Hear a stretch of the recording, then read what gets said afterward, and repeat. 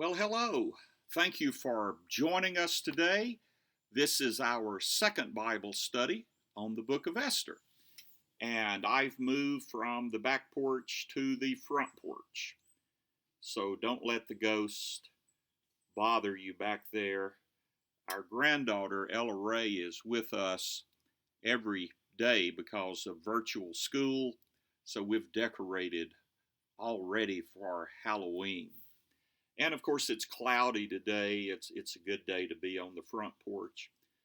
But I'm so glad you can be with us. If you missed the study last week, which was really an introduction to the book of Esther, I would invite you to go back and see that. You can get that on the YouTube, just exactly where you can get this second session.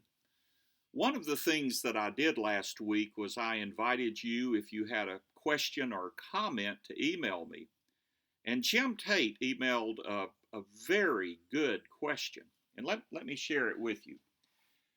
At the end of the study, I talked about Adolf Hitler and the Nazis and how Hitler hated the book of Esther because the book of Esther is about the preservation of the Jewish people. Hitler referenced the book of Esther in a speech in 1944. Now, I think I misspoke. I think I said it was in June of 1944, which would have put the speech right after D-Day. But actually, it was January. It was around the 30th of January. I found out that that is the anniversary of the founding of the Third Reich, the Nazi Party. And so every year on the anniversary of the Nazi Party, Hitler would give a speech. And he gave this speech in which he talked about the Jews. Jim's question was, and thinking that this was in June, he says, was this an attempt to distract the German people from the invasion?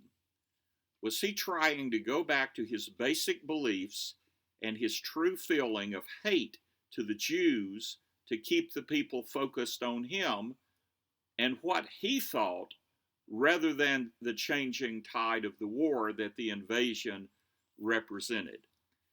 Jim, I think the answer is yes, although I wonder, as far as the average German people believed, if they realized early in 1944 if the war was almost lost. It most certainly was lost after D-Day. The military may have known this before the people knew it, but that's what a dictator does. A dictator will take the emphasis off of the main issue. An evil dictator has to create an enemy, and for Hitler, that enemy was the Jewish people. The interesting thing about Jim's question is, in some way, that's what Xerxes was doing in the book of Esther.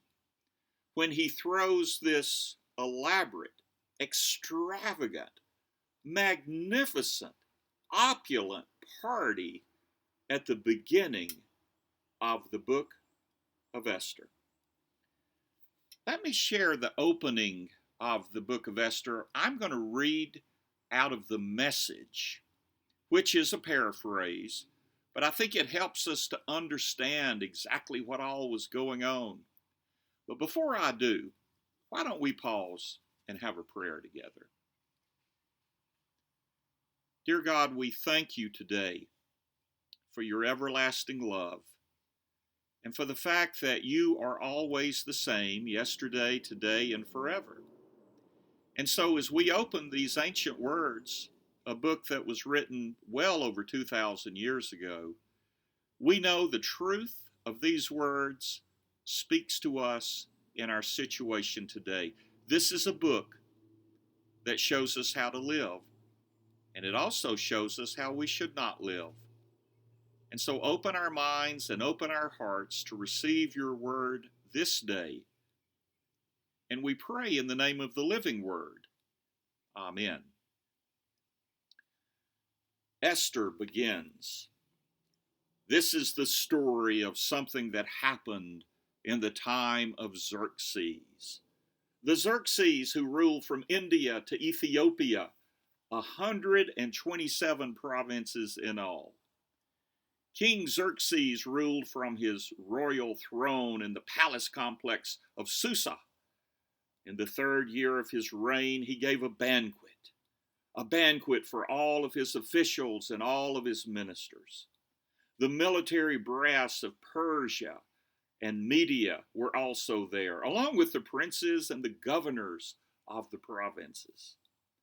For 6 months, he put on exhibit the huge wealth of his empire and its stunningly beautiful royal splendors.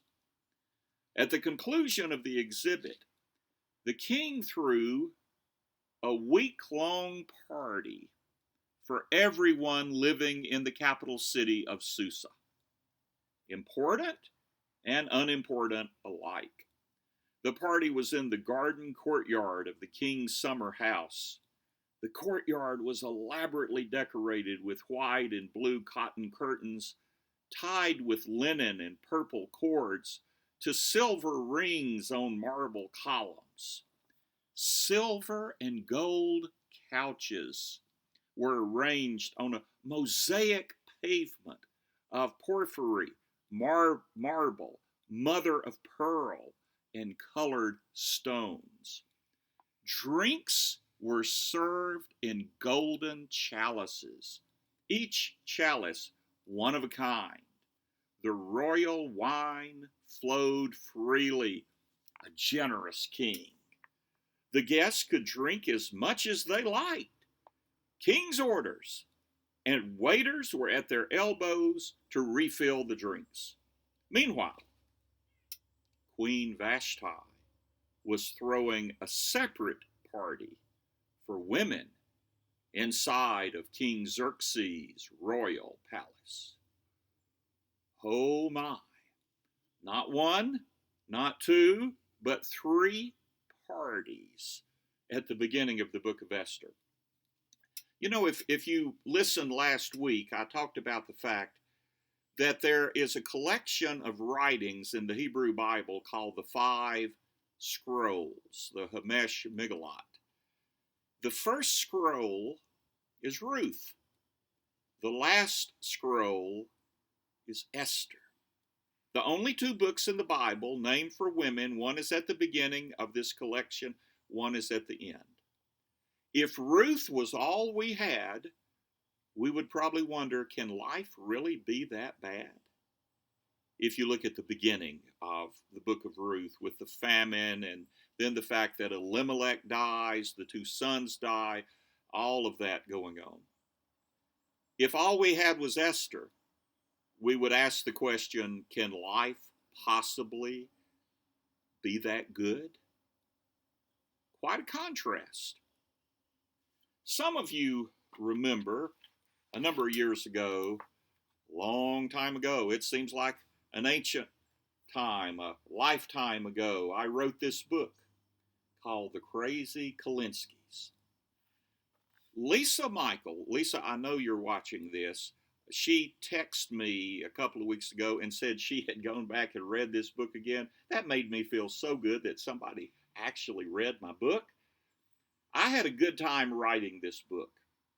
And when I look back on it, I think about 2 things. I think, number one, how in the world did I have the time to do this? But number 2, there were parts of that book that I just had so much fun writing. And one of the parts of the book, there's one scene in the book that I just absolutely loved and had the best time writing, and that was the elaborate Christmas party at the home of Frederick H. Eaker.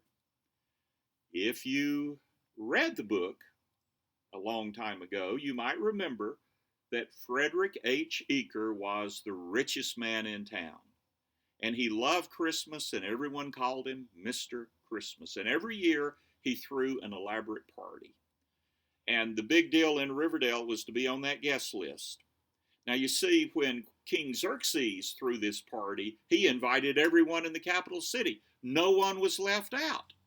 But in Riverdale, there were only certain people invited, a lot of people invited, but You had to be somebody special to be on that list.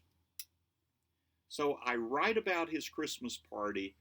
The thing is that you know as a reader, and he knows something that the other people don't know, and that is this is his last Christmas party because Frederick H. Eaker is sick.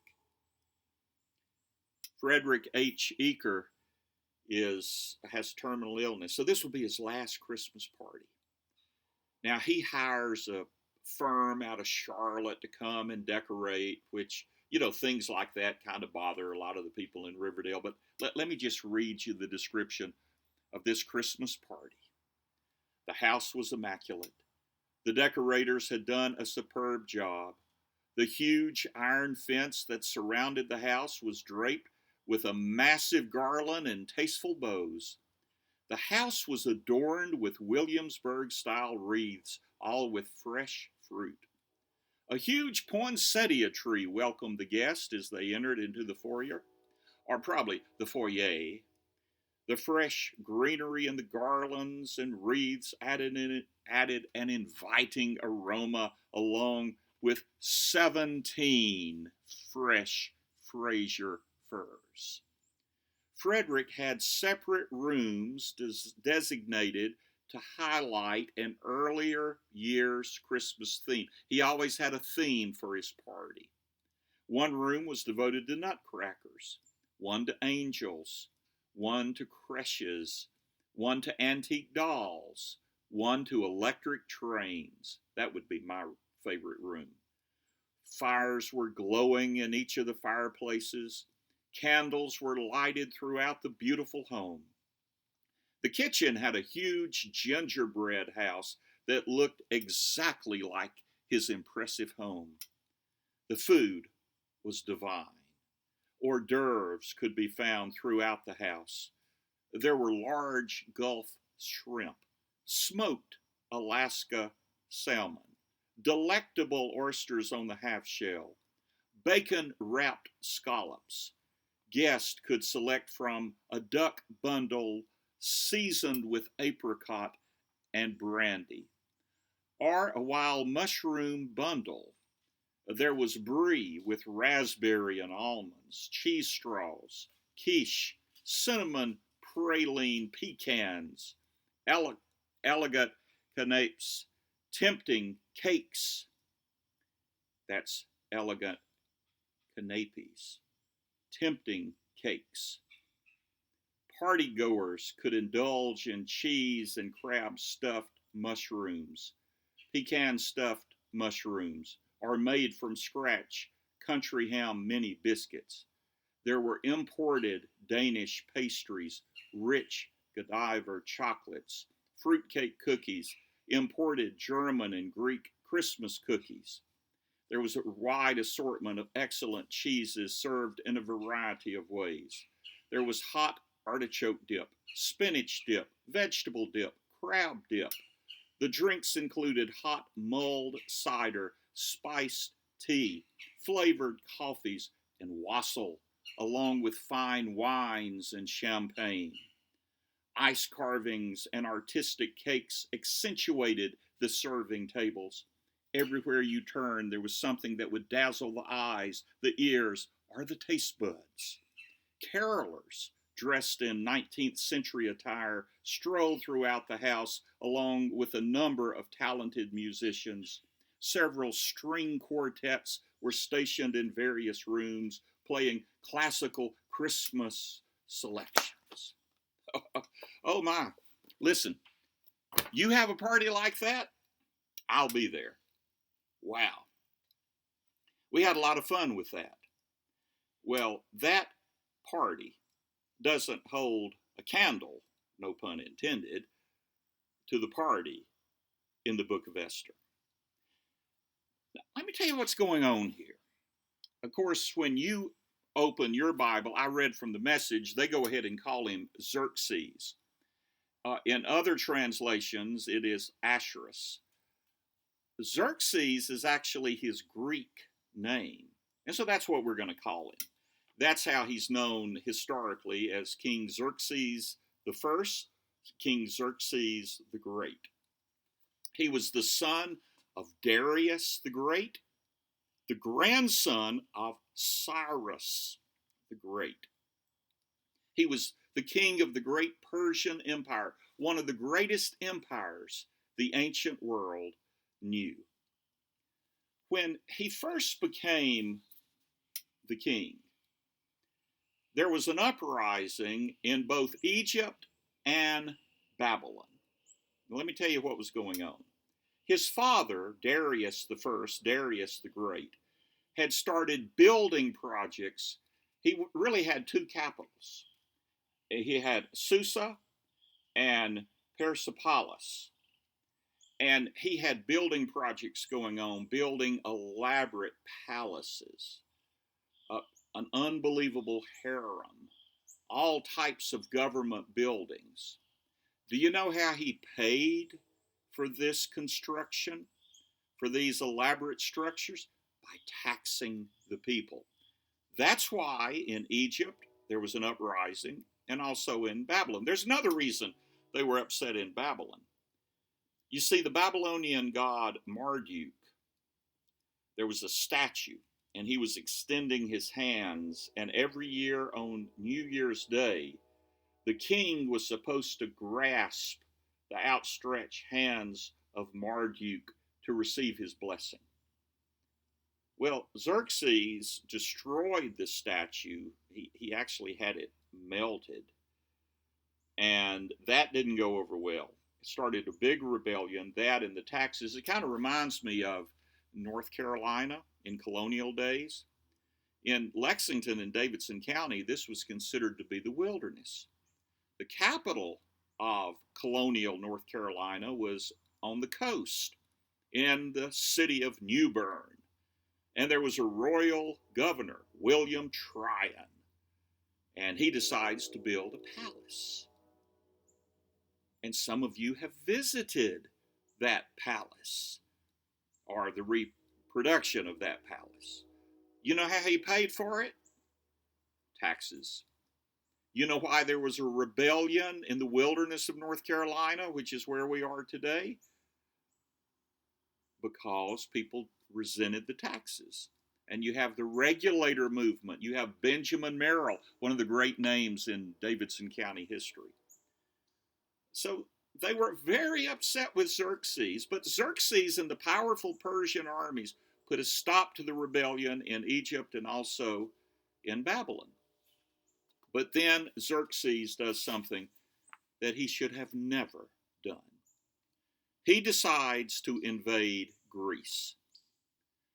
We really don't know why. His father had actually tried invading Greece and was not successful. Maybe he wanted to amend for his father's failures. That might have been the reason. There was really no important strategic reason to have Greece. There was certainly no economic advantage to having Greece. Now, the Greeks would later become a powerful force. You have your Hellenistic Empire, and it is the Greeks under Alexander the Great who finally defeated the Persians, but that would take place 150 years later. But Xerxes decides to invade the Greeks. Now, at first he's very successful. There was a very famous battle, Thermopylae.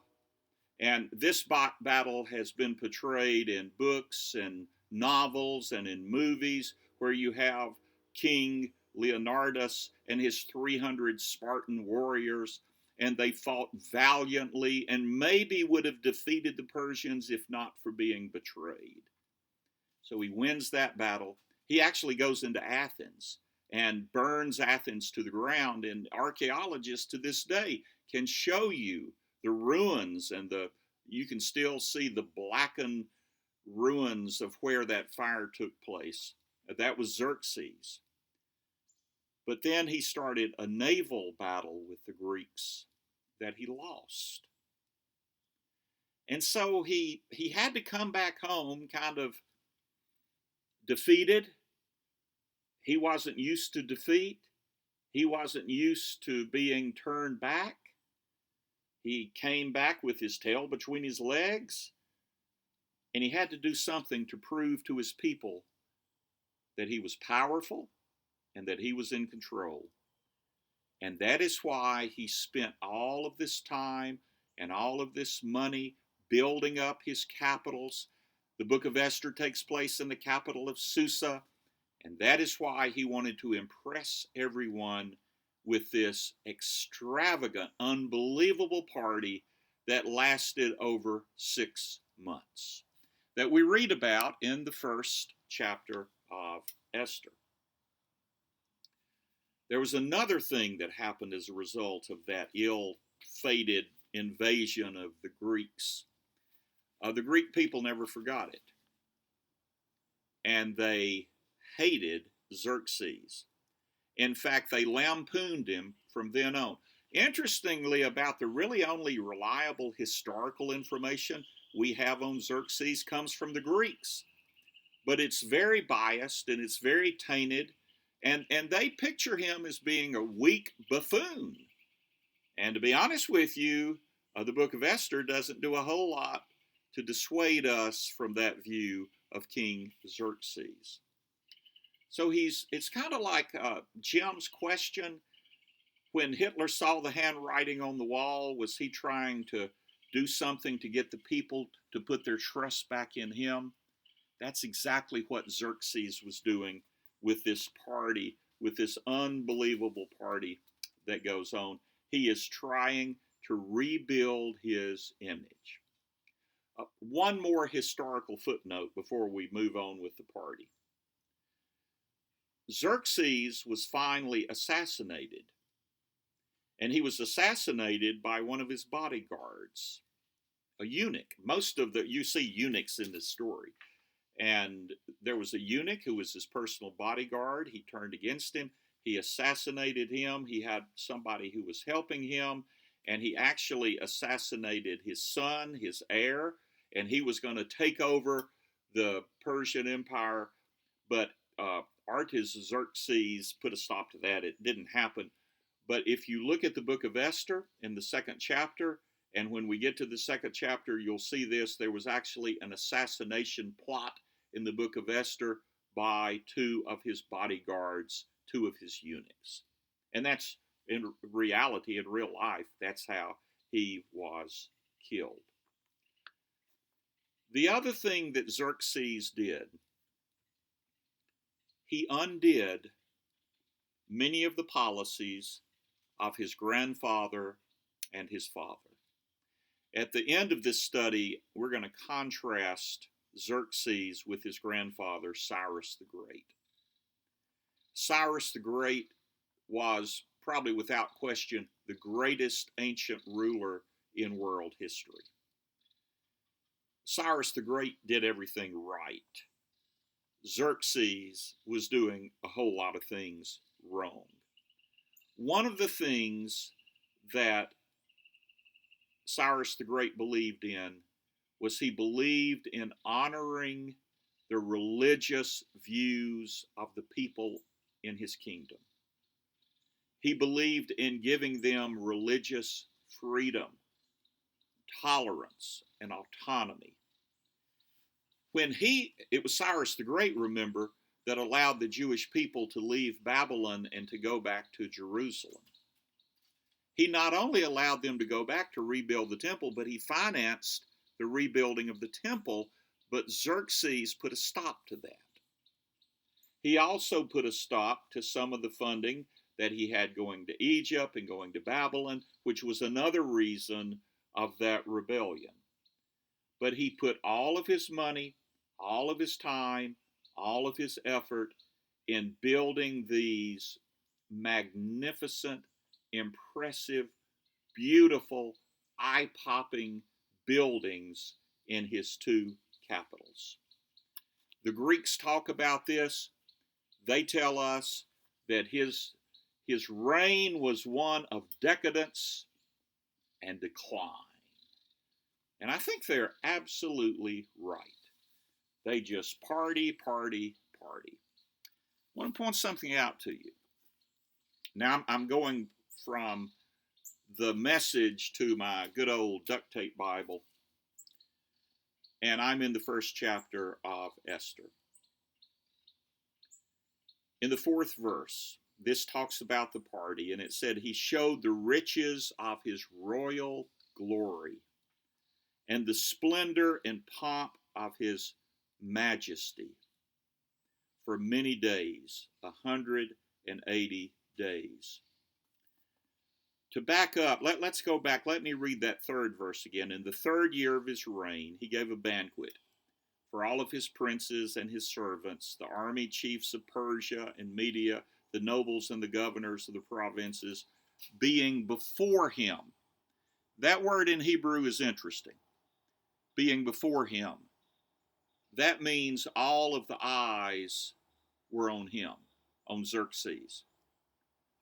All of the attention was on him. The focus was on him. The spotlight was on him. He's having this party to impress everyone, to impress them with his wealth and his power. So what is it that Xerxes really wants? What is it that any ruler really wants? They want honor. They want to be considered great. And so the word that is, he showed off the riches of his royal glory and splendor, the pomp of majesty. That word glory is the word for honor. But does he achieve honor and greatness? Well, let's look at this. And we're going to come back to this at the end of the study. So this is what happens. So after he has this elaborate party for all of the princes and the governors and the officials, the high-ups, he has a party for everybody. Interestingly, they don't go inside the palace. They kind of stay outside the palace, but it's designed to wow them with all of the pomp and the splendor and the extravagance and, of course, the wine. They put a lot of emphasis on the wine. They say that they had all the wine they wanted. They had golden goblets of different kinds. They were kind of like, that's your souvenir cup you can take home with you. They were all different, and there were waiters all around so that when your goblet was empty, they'd fill it up again, and they'd fill it up again. This went on for 7 days. Can you imagine what shape they were in after 7 days? But there's something else here that I want to point out to you. It said that, look at the 8th verse. Drinking was according to the law. I guess everybody was legal. No one was compelled. The king had given orders to all the officials of his palace to do as every man desired. Notice every man. A lot of times when you see the word man in the Bible, it means mankind.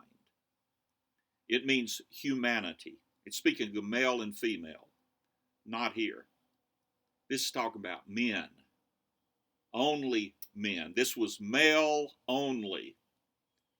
And then we find, almost as an afterthought, oh, but by the way, Queen Vashti also gave a banquet for the women.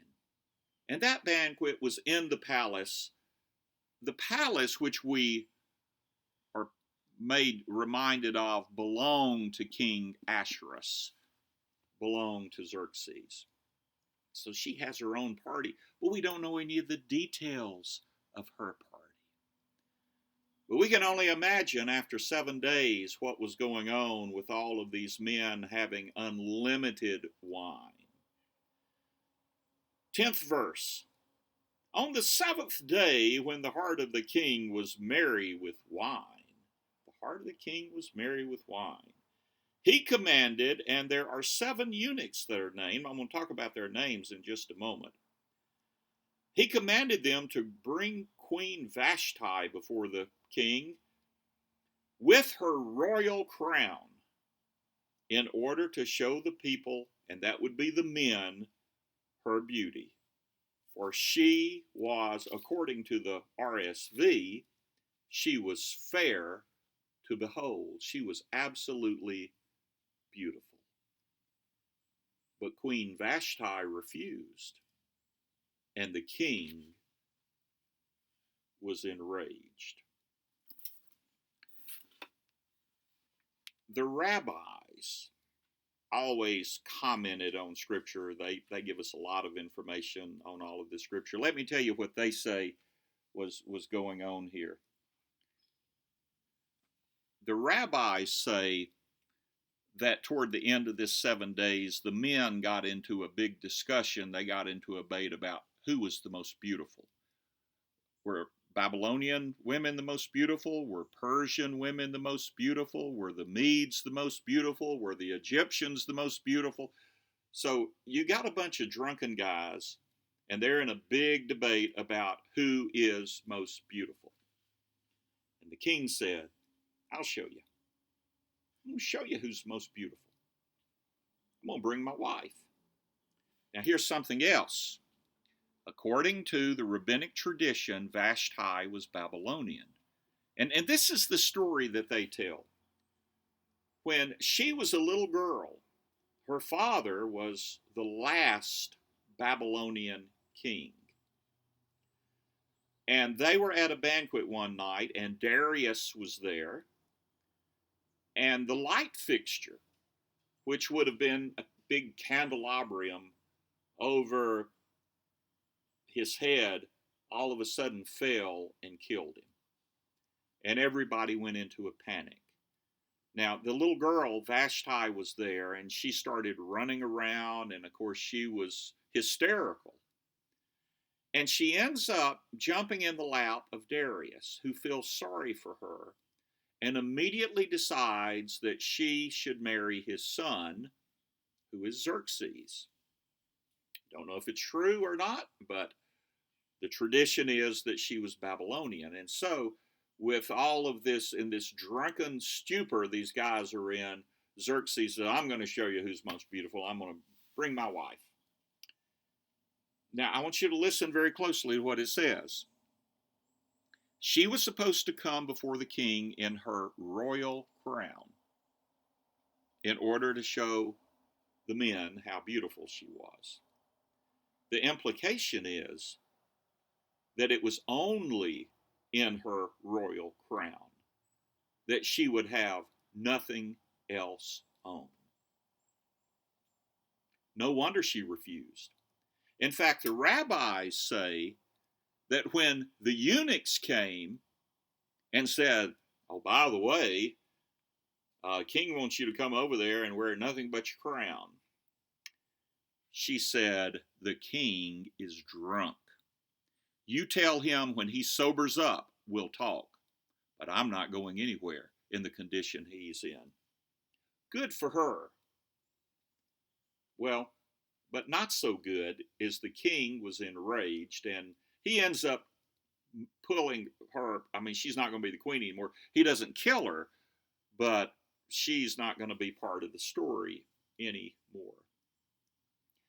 There are several stories in Scripture in which alcohol plays a factor. Well, you know the story about Noah, but also a story about King David. In the 11th chapter of 2 Samuel, and a lot of you who have been to Israel, and we go to the city of David, we go to the ruins of the palace, you know, that's high up on the side of a hill overlooking the Kidron Valley. And all the houses that belonged to the people in the city of David were kind of down below. And so David is up there one afternoon. But before we get to that point, let me back up. That chapter, the 11th chapter, begins, it was the spring of the year when kings went to war to fight for their people, except David didn't go. David sent Joab to go, but he stayed behind. This is what happens when you stay behind and you're not doing what kings are supposed to do. It doesn't say David was drinking. He probably was, drinking some wine. He looks out, he sees this beautiful woman bathing. Her name is Bathsheba. You know the rest of the story. He brings Bathsheba to the palace, and He takes advantage of her, and then she shows up a little later and said, "Oh, by the way, most honorable king, guess what? I'm pregnant." So remember what David does? She has a husband named Uriah. He's fighting. He's dedicated. He's loyal to the King David. He is fighting valiantly for the king. He summons Uriah to come, and he gets him drunk, and then tries to send him to his house to have relations with his wife so he will think the baby is his. I mean, that's what David's trying to do. But he uses alcohol to do it. It doesn't work. The irony in that story is the one who was dedicated, the one who was loyal, even when he was intoxicated, the one who was faithful was not David, but it was Uriah. And David had taken advantage of his wife. And then, of course, he has Uriah. Basically, he has him killed. Another story involving alcohol. So there's a lot of alcohol flowing, and he wants the queen to come and parade in front of all those men so they could gawk at her and whistle at her, and she does not want to do it. Names are important in a lot of the biblical stories. Book of Ruth, for example, the name Naomi means sweetness. But remember when Naomi came back to Jerusalem, she said, "Don't call me Naomi anymore, but my name is Mara, bitterness. I'm not sweet. Life is turned bitter on me." And there's so many of the characters in Ruth's story, their names are symbolic. But what about these names you have 7 eunuchs that are named in the 10th verse, and then you have 7 advisors who are named in the 14th verse. These are what we call silly names.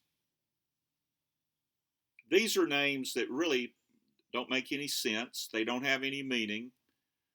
But the scroll of Esther was written not to be read, but to be heard. Of course, back then, hardly anybody had a scroll. Most of the people couldn't read it if they had one. And so it was read to the people. And the book of Esther, especially at the Feast of Purim, they would read this whole scroll so that when you came to the names, and I'm not going to attempt these, but apparently if you read them from the Hebrew, they just left everybody laughing and everybody in stitches. Mehuman, Biztha, Harbona, Bigtha, Abaktha, Zathar, Carcass. So whoever was reading this, probably a rabbi with a big booming voice would read this. He would come to those names and people would just hoot. People would laugh. These are silly names. The silliness is that when the king wanted his wife to come, he has to send 7 eunuchs. The silliness is when Vashti refuses his request, he doesn't know what to do. He has to get his advisors. And the advisors are all silly. His advisors make a mountain out of a molehill. His advisors say, if she's going to do this to you, the word is going to get out, and every woman in this kingdom is going to do this to their husbands. And so they come up with a solution. And I'm going to go back to the Message and read the end of the story that way. So he goes to the 7 advisors and he consults with them, and they tell him what to do, and they're just all bent out of shape, and they're saying, the word's going to get out. Did you hear the latest about Queen Vashti, about what she did to her husband? He ordered her to come before him, and she wouldn't do it. When the women hear that, they're going to start treating their husbands with contempt. The day the wives of the Persian and the Mede officials get wind of the queen's insolence, they'll be out of control. The women are going to go crazy. Is this what we want? Do we want a country of angry women who don't know their place? So, ladies, how do you like the Bible study so far? Well, the king agreed. He put out a pronouncement, a ruling. Vashti is permanently banned from King Xerxes. And his ruling was every woman, regardless of her social position, will show proper respect to her husband. The king liked it. The princes liked it. All the drunk men liked it. The king did what his advisors told him to do.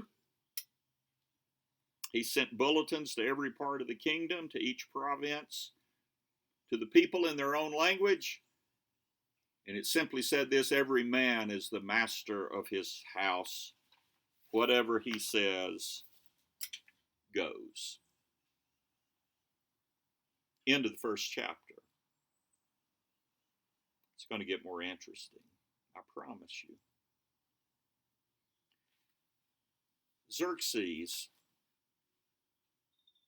a weak ruler, an insecure ruler, an insecure man,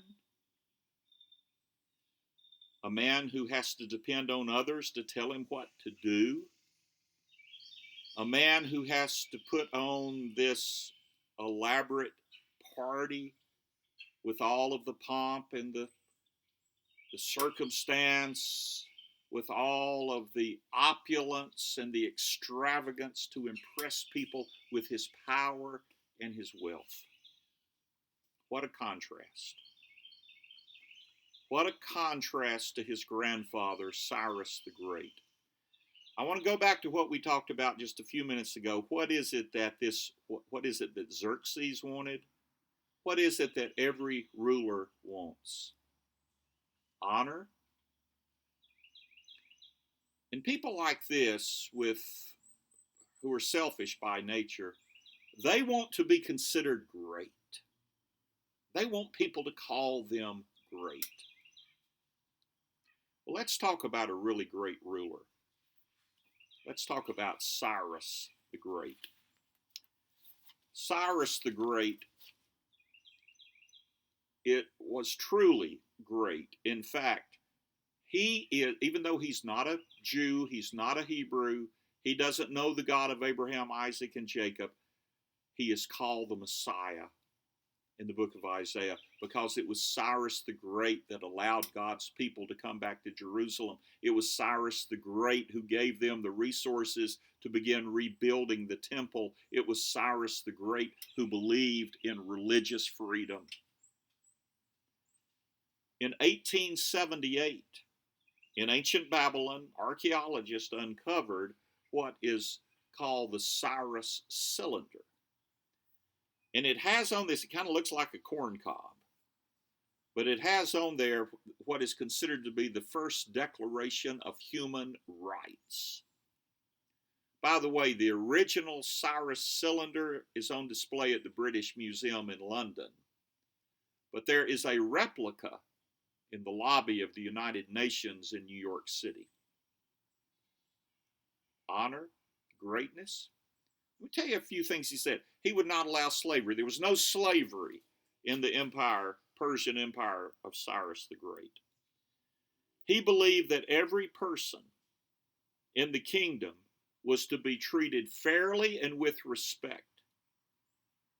It was a document that was revolutionary for its time, but the message of that document needs to be heard more than ever today. A few years ago, Forbes magazine had an article about the lessons of greatness. And this is what they said. The greatest book on business and leadership was written in the 4th century by a Greek philosopher. His name was Xenophon, about a Persian king. The book is named Cyropedia. And it's about Cyrus the Great, and about lessons that we can learn. And Forbes magazine just a few years ago was saying, if you want to be a great leader, you need to go back and learn lessons from Cyrus the Great. They went on in this article to talk about the 9 principles of leadership that are modeled by this great man. Just very quickly. Number 1, be self-reliant. Number 2, be generous. Number 3, I love this, be brief. 4, be a force for good. Be in control. Be fun. I love that. I mean, we're talking about an ancient king. Be fun. Be loyal. Be an example. Wow. Be an example. Be somebody that your children and your grandchildren can look up to. And the last thing was to be generous and kind. This is what Cyrus the Great wrote. He said there's a deep but a usually frustrated desire in the heart of everyone to act with benevolence rather than selfishness. And one fine instance of generosity can inspire dozens more. Thus, he proclaims, I established a stately court where all of my friends showed respect to each other and cultivated courtesy until it bloomed into perfect harmony. Show respect to each other and cultivate courtesy. Wow. You make the application. About 100 years before that cylinder was discovered, there was a man who owned 2 copies of Xenophon's Cyropaedia. The book, by the way, was written in both Greek and Latin. Both of the copies that this man owned still survive. One is in the British Museum. The other is in the Library of Congress. The man's name, by the way, was Thomas Jefferson. Thomas Jefferson modeled his leadership after Cyrus the Great. Of course, he believed in the classics. There's a letter that he wrote to one of his grandsons in which he told him that his education should begin by reading the classics, and the first book he should read is Cyropaedia. Jefferson followed the example of Cyrus the Great. Benjamin Franklin, many of the founding fathers, they based their belief on freedom and respect. The founding of this country goes back to the principles of leadership that we find in Cyrus the Great. And it was Cyrus the Great that gave the example of religious freedom, that became the model for the First Amendment of the Constitution of the United States. And you know, a lot of you have been to Monticello. When you walk down the path from the house, past the beautiful gardens, and you go down to the grave, you see Thomas Jefferson's grave, and he designed the tombstone. He wanted 3 things on his tombstone, the things that he felt were his most important accomplishments. Number 1, author of the Declaration of Independence. Number 2, and this is what is surprising, the second thing he wanted on his tombstone, he was the author of the Statute of Religious Freedom for the state of Virginia. And that became the template for the Constitution, for the Bill of Rights, for the First Amendment. And number 3, President of the United States. Nope. No, that didn't make it. Founder of the University of Virginia. So how do we define greatness? By throwing parties? By having people marvel at our wealth and our power? By having people bow down to us and do whatever we tell them to do? or is greatness found in someone like Cyrus, the man the Bible calls the Messiah, who believed in respect, who believed in kindness, who believed in generosity, who believed in freedom? Thank you for being with us today. We'll come back next week and we'll learn more from the book of Esther. You have a great day.